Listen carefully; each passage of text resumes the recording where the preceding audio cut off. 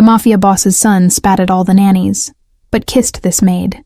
New Orleans shimmered under the glow of streetlights as rain pounded against the windows of the Grand Garden District mansion, masking the sound of a baby's relentless cries that had lasted for hours without relief. Charles Blackburn stood in the shadowed doorway of his son's nursery, his powerful frame slumped with exhaustion as he watched yet another qualified nanny pack her belongings, tears streaming down her face. The woman's hands trembled as she fumbled with her suitcase clasps, muttering about devil children and impossible situations, while avoiding his cold, calculating stare. "That's the 5th one this month," whispered Gerald, Charles's most trusted advisor, his voice barely audible over the howling of both the storm outside and the inconsolable 18-month-old inside. "The other families are beginning to talk, boss. They say your son's behavior is a sign of weakness in your household." Charles's jaw clenched at the mention of potential weakness, his knuckles whitening as he gripped the doorframe, memories of his late wife's final moments flashing unbidden through his mind. She had died bringing their son into this world, leaving Charles with a legacy he couldn't control, and a void that grew wider with each passing day. Little Andrew's screams intensified, his small face red with exertion as he threw another stuffed animal against the wall with surprising strength for a toddler. No amount of expensive toys, expert childcare, or Charles's awkward attempts at comfort seemed to soothe the rage that burned within his son's tiny body. Outside the mansion gates, a young woman hurried through the rain, clutching a worn newspaper advertisement for a cleaning position at the notorious Blackburn estate. Her worn shoes splashed through puddles as she rehearsed her introduction, desperate for any job that would help pay for her grandmother's mounting medical bills. Dawn broke through heavy clouds as Charlotte stepped into the imposing foyer, her humble clothes still damp from the storm, as a stern-faced housekeeper listed her cleaning duties. The marble floors echoed with her footsteps as she followed instructions, completely unaware that her life was about to change forever. "Stay away from the West Wing," the housekeeper warned, her voice dropping to a whisper as distant wailing reached their ears. "That's where Mr. Blackburn's son stays, and he's already driven away every nanny in the parish. Not your concern. You're just here to clean." Charlotte nodded obediently but found herself drawn toward the cries as she dusted the hallway later that morning, her heart aching at the sound of such raw distress. She paused outside the nursery door, momentarily forgetting her place as her hand reached for the ornate handle, turning it before she could reconsider. The nursery fell suddenly silent as she entered, causing Charlotte to freeze in place as a pair of startlingly blue eyes, identical to those she'd glimpsed in Mr. Blackburn's portrait downstairs, locked onto hers from a luxurious crib. Andrew's tear-stained face registered something akin to curiosity as he studied this new stranger in his domain. "I'm sorry, little one," Charlotte whispered, knowing she should leave immediately but unable to turn away from the child's intense gaze. "I just wanted to make sure you were all right. Those were some mighty big cries for such a small person." Without thinking, Charlotte hummed a soft melody her grandmother had taught her, a Creole lullaby that had soothed her own childhood fears. To her astonishment, Andrew's rigid posture relaxed slightly, his tiny fingers unclenching from the bars of his crib as the gentle notes washed over him. Charles Blackburn stood transfixed in the doorway, having rushed upstairs at the sudden silence that had fallen over his usually chaotic household. His dark eyes widened in disbelief as he witnessed his son reaching out toward the cleaning girl, a small smile transforming the boy's usually scowling face. "Who are you, and what are you doing in this room?" Charles demanded, his voice carrying the authority that made grown men tremble in the underbelly of New Orleans. Yet beneath the harshness lay a desperate note of hope that only a father at his wits' end could understand. Charlotte spun around, nearly knocking over an antique lamp as she stammered apologies, explaining her position as the new cleaning staff and how the baby's cries had drawn her in. As she spoke, little Andrew let out a soft coo, crawling to the edge of his crib, with arms outstretched toward this strange new person who had somehow broken through his fortress of misery. "He's never done that before," Charles murmured, watching in astonishment as his son reached eagerly for the young woman. Charlotte stood frozen, torn between fear of punishment for overstepping and the undeniable pull of the child's silent plea for comfort. With a cautious glance at Charles, Charlotte approached the crib and gently lifted Andrew into her arms, holding her breath as she waited for the inevitable screams. Instead, the toddler nestled against her shoulder, his small fingers curling into her simple cotton dress as he released a contented sigh. "What's your name?" Charles asked, his voice softer now as he watched his son's eyelids grow heavy, with the first signs of peaceful sleep. The sight stirred something within him, a forgotten hope that perhaps his broken family wasn't beyond saving after all. "Charlotte Davis, sir," she answered quietly, still swaying gently with the now drowsy child. "My grandmother raised me on those old Creole lullabies. They always seemed to have a special kind of magic for soothing troubled hearts." Charles moved closer, studying this ordinary girl who had accomplished in minutes what specialists and nannies had failed to do for months. There was nothing remarkable about her appearance, no fancy education or impressive credentials, yet his son had chosen her above all others. "I'm offering you a new position, Miss Davis," Charles stated, his tone making it clear this was not a request, but a decision already made. "Double your current salary to become Andrew's caretaker, starting immediately." Charlotte's heart raced at the unexpected opportunity, thoughts of her grandmother's costly heart medication and their nearly empty pantry flashing through her mind. Yet beneath her practical considerations lay a genuine connection to the child, now sleeping peacefully in her arms. "I don't have any formal training with children," Charlotte admitted, gently stroking Andrew's soft curls as he sighed in his sleep. "Though my grandmother always said some people are born with a natural gift for understanding what little ones need when they can't find the words themselves."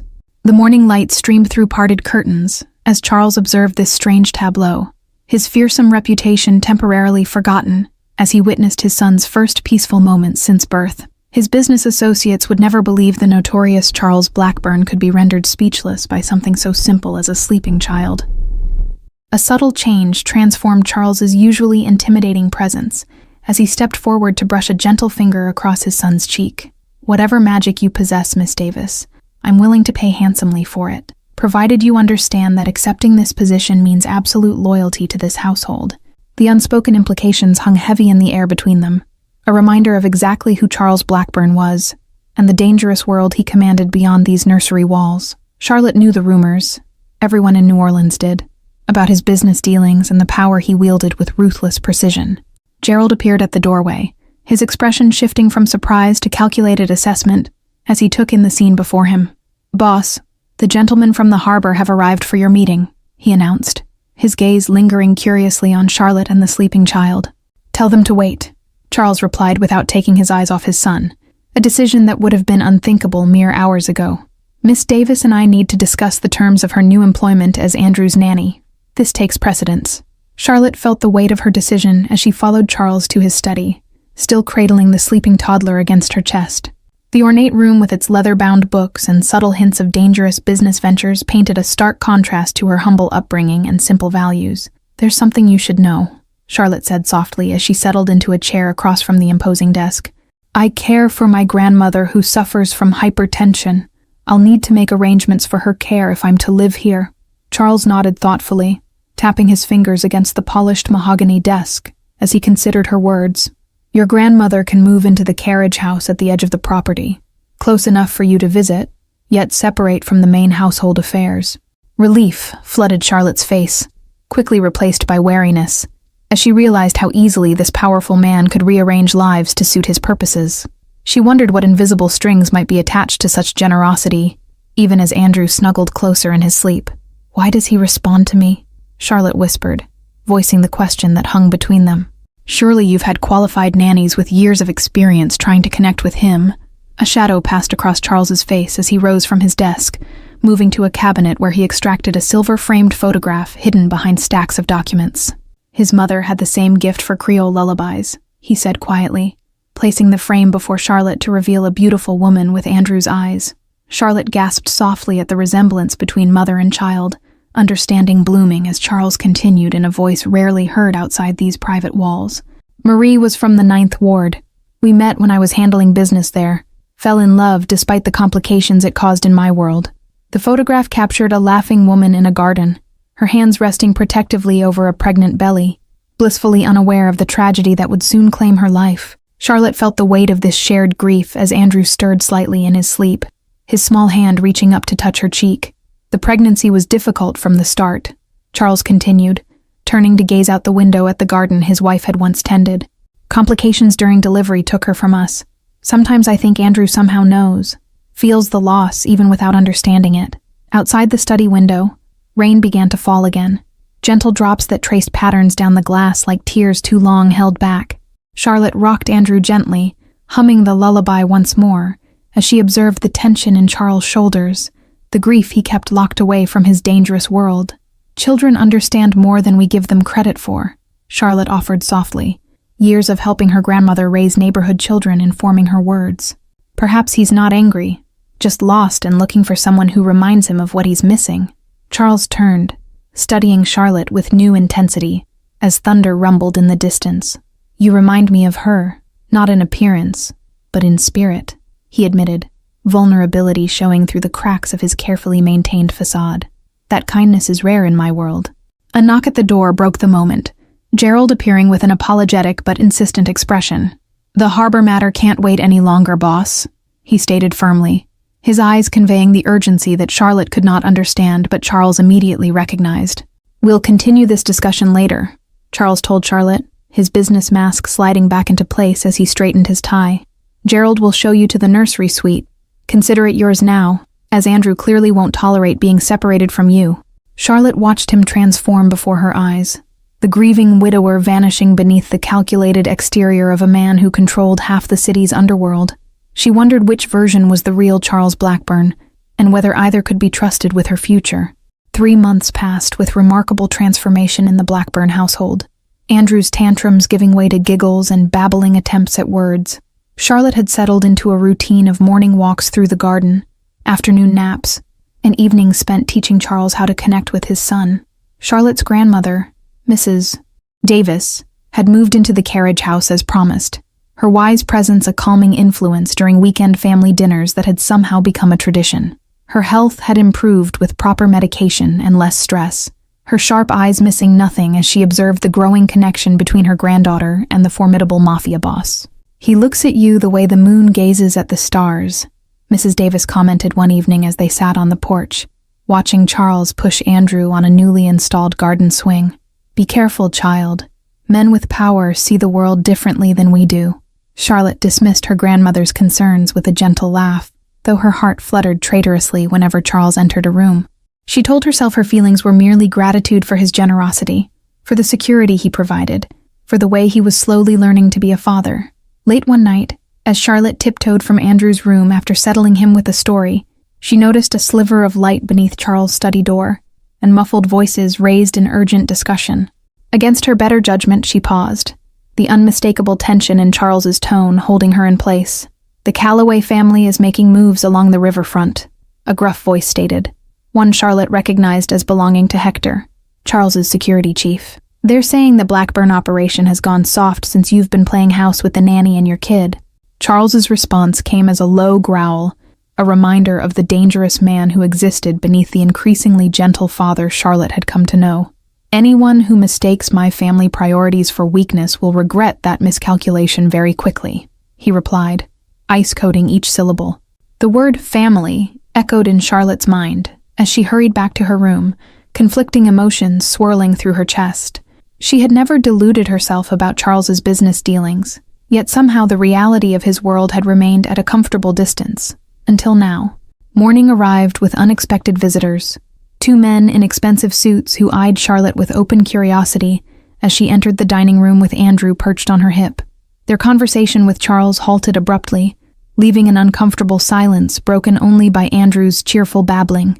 "Miss Davis, please take Andrew to the garden," Charles requested, his tone pleasant, but eyes conveying a clear message that she should leave immediately. The stranger's calculating stares followed her retreat, sending shivers down her spine despite the warm summer morning.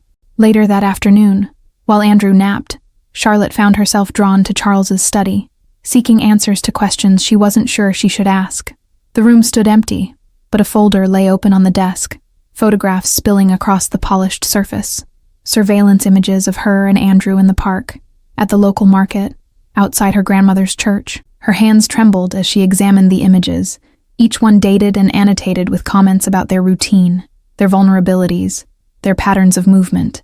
A handwritten note in unfamiliar script at the bottom of one photo read, "The Blackburn heir and his caretaker. Perfect leverage." Charlotte sank into Charles's chair, the world tilting beneath her as she finally confronted the danger she had invited into her life, and worse, into her grandmother's and Andrew's. The protective bubble of domestic bliss she had been living in shattered, revealing the harsh reality she had chosen to ignore. The study door opened suddenly, Charles freezing in the doorway as he took in the scene before him. Charlotte surrounded by the surveillance photos, her face pale with the knowledge of threats she had never been meant to discover. "You weren't supposed to see those," he said quietly, closing the door behind him. "Are we in danger?" Charlotte asked directly, finding courage in her concern for Andrew and her grandmother. "Is someone targeting your son because of your business activities? Because of me?" Charles crossed the room slowly, gathering the photographs with practiced calm that did nothing to mask the tension radiating from his powerful frame. "The Calloway family is attempting to expand their territory. They see my attention to Andrew as a distraction they can exploit," he explained, his voice measured. "And they're right, aren't they?" Charlotte pressed, rising from the chair to stand her ground. "You've been spending mornings teaching your son to build block towers instead of managing your business interests. That makes us targets." Outside the window, the garden where they had spent countless peaceful hours now seemed exposed and vulnerable, the high walls surrounding the property suddenly inadequate protection. Charles followed her gaze, understanding blooming in his expression as he witnessed her fear for the first time. "I have men watching the property, the carriage house, the routes you take to the park. Nothing will happen to you, to Andrew, or to your grandmother," Charles assured her, reaching for her hand with uncharacteristic gentleness. "You have my word, Charlotte." Something in the way he spoke her name, not Miss Davis, but Charlotte, sent warmth cascading through her chest despite the circumstances. She found herself stepping closer, drawn by the protective intensity in his eyes that went beyond employer concern or gratitude for Andrew's care. "We should celebrate Andrew's birthday next week," Charlotte suggested, surprising herself with the change of subject. "He's made so much progress. Smiling, speaking a few words, connecting with you, those achievements deserve recognition, regardless of outside threats." Charles studied her face, clearly weighing her reaction against his expectations, before a rare smile transformed his usually severe features. "A small gathering in the garden. Just us, your grandmother, Gerald, and a few trusted associates who've been asking to meet the boy who's changed the notorious Charles Blackburn." The day of the celebration arrived with perfect weather, golden sunlight filtering through oak branches, as Charles proudly introduced his son to his inner circle. Andrew, dressed in a miniature suit that matched his father's, charmed everyone with his newfound confidence and joyful laughter.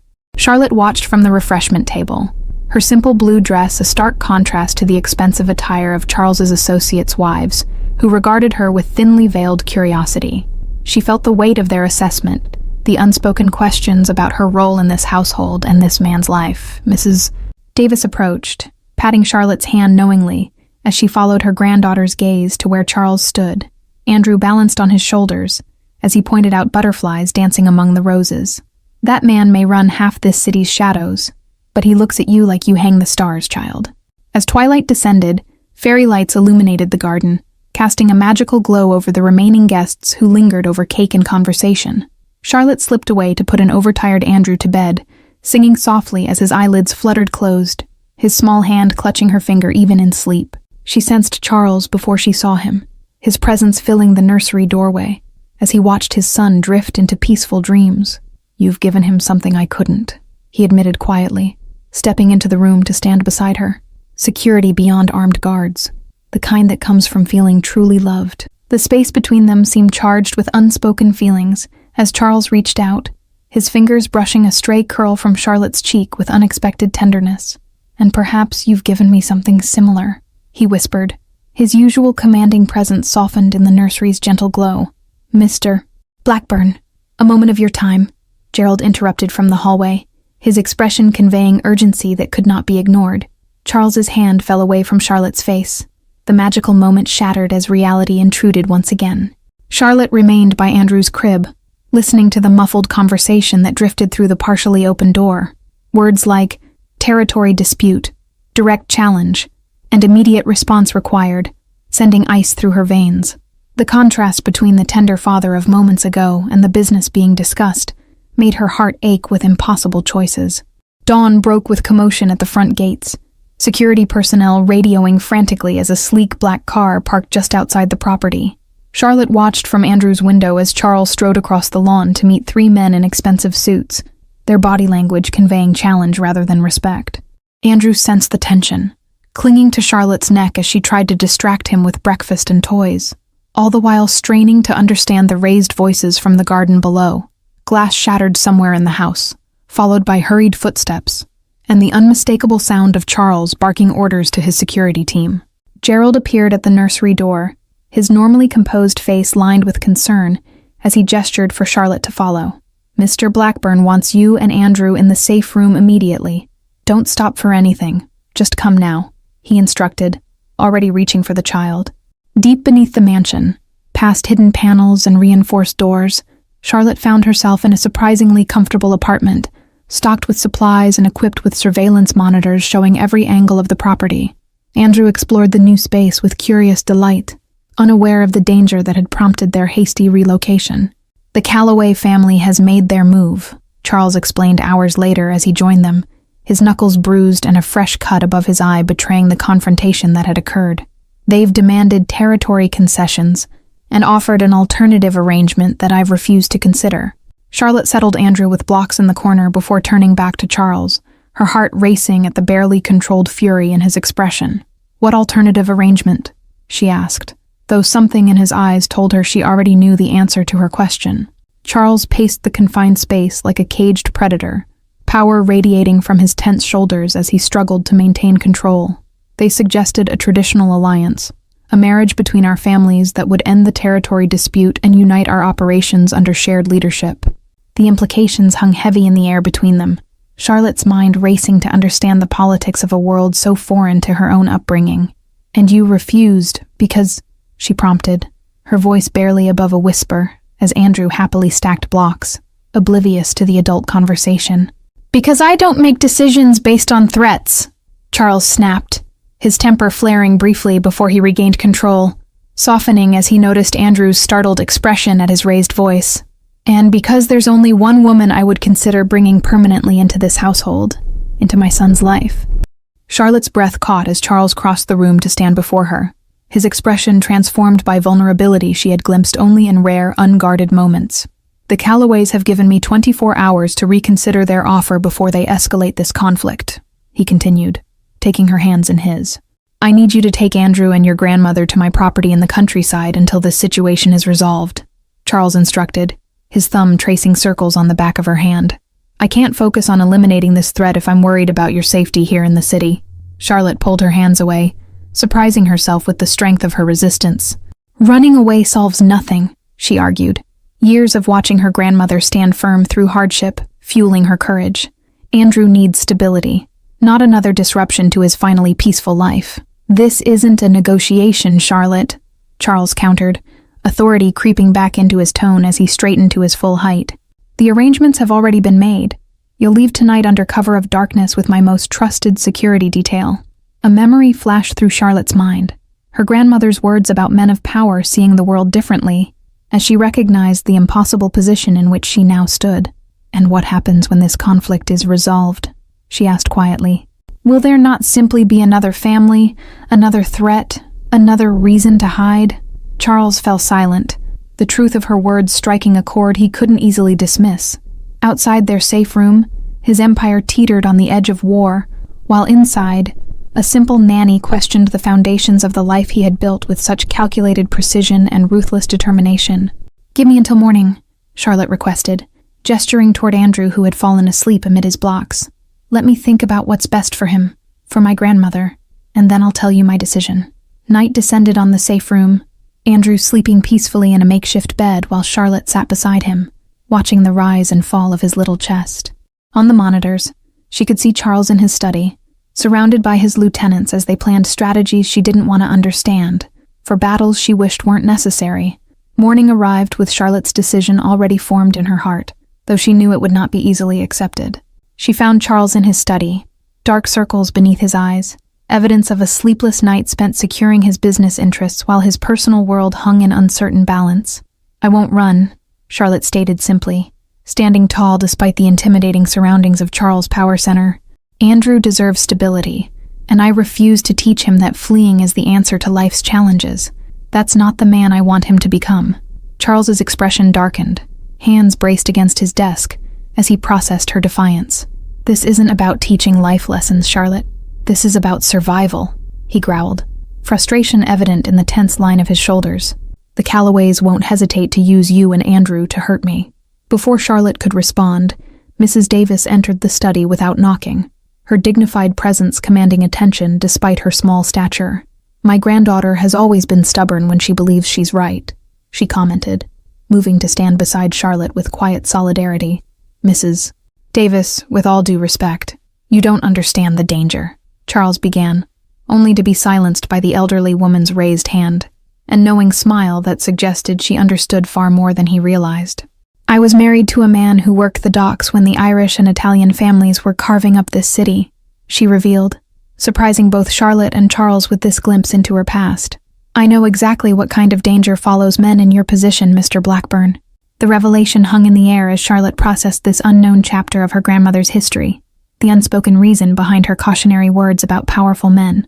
"Grandmother, you never told me," she whispered, understanding blooming about her grandmother's fierce protectiveness.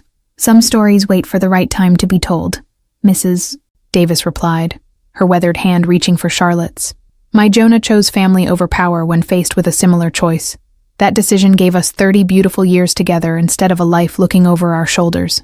Charles watched the exchange with calculating eyes that gradually softened as comprehension dawned. "You're suggesting I have a choice beyond fighting or running," he stated. Not a question, but a realization that seemed to shift something fundamental in his demeanor. "Every man has choices, Mr. Blackburn. Even men who've convinced themselves the path of power is the only road available," Mrs. Davis confirmed, moving to the window to gaze at Andrew playing in the garden below, protected by armed guards who maintained a careful perimeter. "The question is what you value most." The security phone buzzed, interrupting the moment with news that representatives from the Callaway family had arrived at the property gates, demanding an audience to hear Charles's response to their ultimatum. The 24 hours had elapsed, forcing a decision that would reshape all their lives. "Take Andrew to his room," Charles instructed Charlotte, his voice calm despite the storm gathering in his eyes. "I'll handle this conversation, and then we'll discuss our next steps. All of us together, as a family should." The word family resonated through Charlotte's heart as she gathered Andrew from the garden, the child clinging to her with unusual quietness, as if sensing the tension surrounding them. Through the nursery window, she watched Charles stride across the lawn to meet the waiting delegation, his posture betraying nothing of his inner conflict. Hours passed with Charlotte and Mrs. Davis confined to the nursery suite, the house eerily quiet save for occasional muffled voices from downstairs. Andrew grew restless, refusing his lunch and crying for Papa, with heart-wrenching insistence that tested Charlotte's composure as she fought her own rising anxiety. Finally, as afternoon shadows lengthened across the room, the nursery door opened to reveal Gerald, his expression unreadable as he delivered Charles's message. "The boss requests your presence in the garden, Miss Davis." Alone, without Andrew or Mrs. Davis. The garden blazed with golden light as Charlotte made her way down the stone path, her heart pounding against her ribs with each step toward the gazebo where Charles waited. Gone were the Callaway representatives, the armed guards now positioned discreetly along the property perimeter rather than aggressively visible as before. Charles stood with his back to her, his silhouette sharp against the setting sun, as he gazed out toward the Mississippi River visible beyond the garden walls. Something in his posture suggested a man who had made peace with a difficult decision, the usual tension in his shoulders replaced by quiet resolve. "The Callaways have agreed to a truce," Charles stated without turning, his voice carrying on the evening breeze. "No territory exchanges, no marriage alliances, no further threats against this household or anyone in it."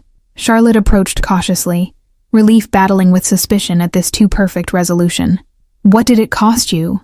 she asked, knowing enough about Charles's world to understand that such concessions never came without significant sacrifice. When Charles finally turned to face her, Charlotte gasped at the transformation in his expression. Gone was the calculating crime boss, replaced by a man whose eyes held something resembling peace. "Everything," he answered simply, his hands reaching for hers with newfound gentleness. "I've dissolved my operations along the riverfront, surrendered control of the shipping interests, and withdrawn from the territories the Callaways sought," Charles explained, his thumb tracing patterns against her palm as he spoke. "By morning, the Blackburn crime family will exist only in New Orleans legend." Disbelief colored Charlotte's features as she processed his words, understanding the magnitude of what he had sacrificed. power built over generations, wealth accumulated through both legitimate and shadowy means, an identity that had defined him since boyhood. "Why would you give up your empire?" she whispered. Charles' gaze drifted toward the house where Andrew could be seen pressing his face against the nursery window, tiny hands waving excitedly at the sight of his father and Charlotte together in the garden below. "Because some treasures are worth more than power," he answered, his voice thick with emotion. "The legitimate businesses will continue. The shipping company, the real estate holdings, the nightclubs, providing more than enough to support us comfortably," Charles continued, a hint of his business acumen showing through as he outlined this new future. "But the other activities end today." Charlotte struggled to process this seismic shift. Years of warnings about men like Charles Blackburn, colliding with the transformation unfolding before her eyes. "Your associates agreed to this?" she questioned, knowing the dangerous men who had sat at his table would not easily relinquish their power and profit. "Some will follow Gerald to the Callaway organization, some will establish their own operations, and some—" Charles paused, a flash of the dangerous man he had been crossing his features momentarily. "Some required more persuasive methods to accept this new reality." The unspoken violence behind his words reminded Charlotte that despite his choice, Charles remained a man capable of ruthless action when necessary, a complexity she would need to accept if she chose to remain in his world. "And what happens to us now?" she asked, the question encompassing far more than business arrangements. Charles led her deeper into the garden, to a secluded bench beneath a canopy of wisteria where they had spent countless evenings watching Andrew play.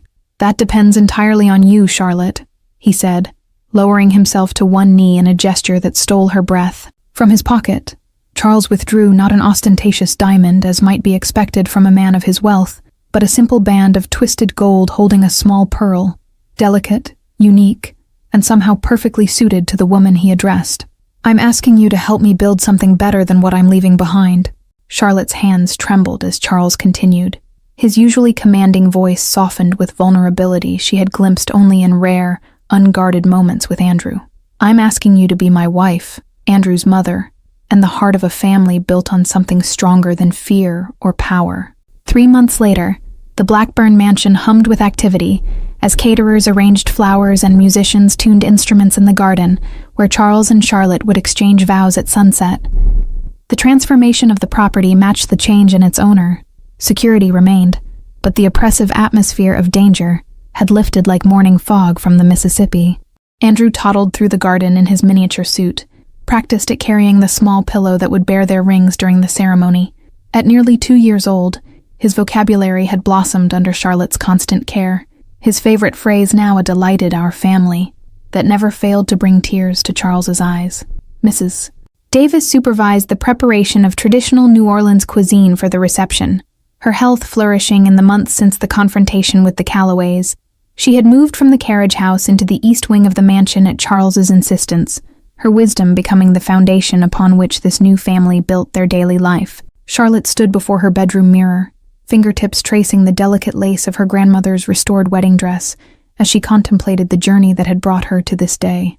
From desperate job seeker, to nanny, to bride, a path she could never have imagined when she first passed through the mansion gates in the rain. "Having second thoughts?" Charles asked from the doorway, breaking tradition to see his bride before the ceremony.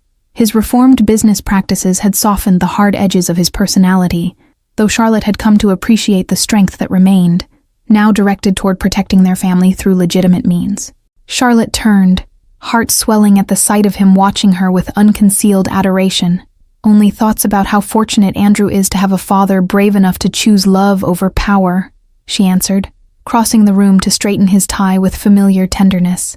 The garden filled with an unusual assortment of guests, former business associates who had chosen to follow Charles into legitimate enterprise, Charlotte's friends from her grandmother's church, influential New Orleans families curious about the reformed crime boss, and even a cautious delegation from the Callaway family, honoring the peace agreement with their presence. Gerald stood as Charles's best man, his loyalty having extended to following his boss into legitimate business, despite lucrative offers from competing organizations. He watched with uncharacteristic emotion as Andrew practiced walking down the aisle, the little boy who had inadvertently changed the course of New Orleans underworld history. "Are you ready to make honest people of us all?" Charles whispered against Charlotte's ear as they prepared to enter the garden, his hand warm and steady against the small of her back. The double meaning wasn't lost on either of them, his journey to legitimacy paralleling their path to becoming a true family. As the music began, and guests rose to their feet, Charlotte took her first step toward a future built on choices rather than circumstances, a deliberate life constructed from love rather than necessity. The setting sun painted the garden in shades of amber and gold, nature itself seeming to bless this unlikely union. Charles waited beneath an arch of white roses, his expression transforming with wonder as Charlotte approached on her grandmother's arm.